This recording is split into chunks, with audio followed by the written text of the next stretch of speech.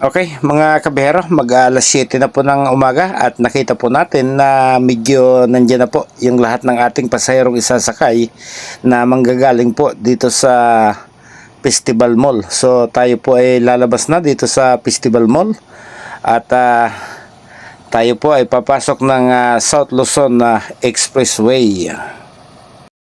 Okay, kumpleto na po sila. Kaunti lang naman po yung manggagaling dito sa Festival Mall. Dadaan po tayo ng Chindisitas sa may gawi po ng Ortigas Center sa ako po ng Pasig City bago po tayo tuloy-tuloy na magbiyahe patungo po doon sa Cuesta Adventure sa Teresa Rizal, mga kabihero. So tara at samahan niyo po akong muli sa biyahe kong ito. 45 minutes. Going there? Oo. 7:30 daw. Let's see. Ito po yung Philinvest kung saan naroroon po ang Festival Mall, mga kabihero. So napakaganda rin po ng lugar na ito. Isang napakagandang commercial business district.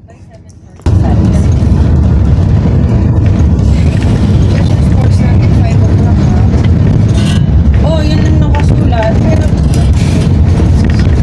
ba't may station daw dito? Pagay. Yun yung i-represent natin yung provide. Ay, this for vision. Ay, okay lang pala. For vision launches update. This is just to complete the details ng where we're at. We can shorten this Yung ano naman. yan, yung morning. Oo. We can shorten this naman. We can just make it 20 minutes. Okay naman Yung to ate. kasi yung prepare for sport pala is 5:10. Oo. Prepare pa lang to, prepare for sport is pala is 6:10. Pero yung prepare start mo talaga yun. Hindi. 17:10. 5:10. Prepare. Ay, di mo sabihin hanggang 6. Hindi. 10. Okay. Ay, 5:10 to 6:10. So, yun.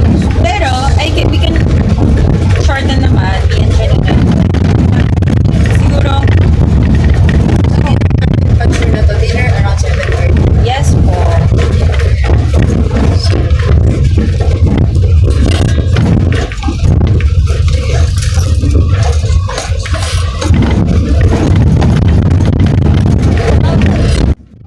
Kung kayo po ay baguhan sa lugar na ito, kung kayo po ay patungo ng Kalamba, dapat diyan po kayo sa kaliwa sa ibabaw.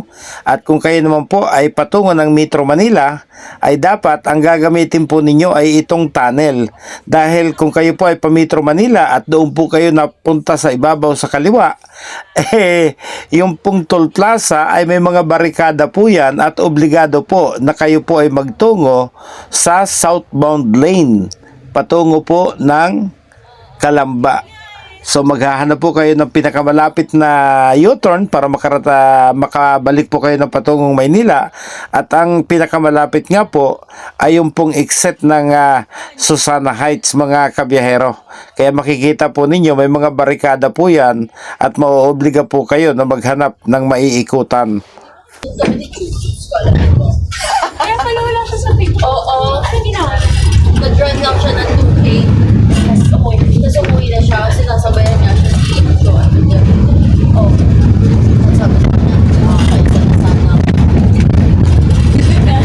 Baka namang at least na fireman. Punta namin siya doon sa fireman.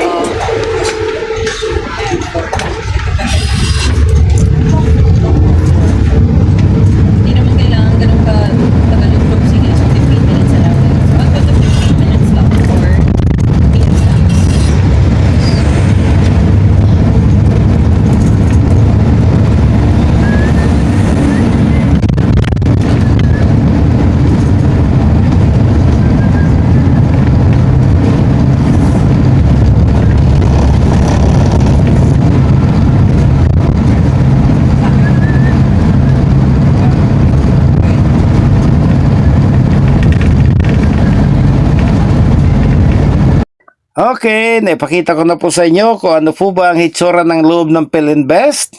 At naibigay ko na rin po sa inyo yung instruction kung kayo po isang baguhan chopper, kung paano po lalabas ng Philinvest patungo ng Metro Manila.